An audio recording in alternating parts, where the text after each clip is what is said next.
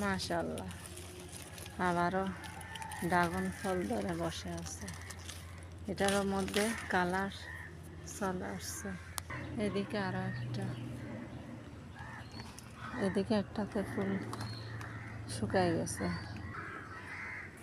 এদিকে আরো একটা এখনো কালার আসে নাই, এদিকে আরো একটা, এটা তো অনেক কালার চলে আসছে, কালকে খাইতে পারবো।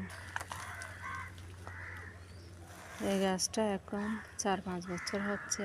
এটা যখন আমি আনছিলাম, শুধু একটা ডাল আনছিলাম, যে তখন আমার শাশুড়ি মা বলতেছে যে কখন যে ড্রাগন খাবো, বউ এটা ড্রাগন গাছ আনছে যে নাকি দনা কাটা গাছ আনছে, যে এরকম বলছে আমার শাশুড়ি।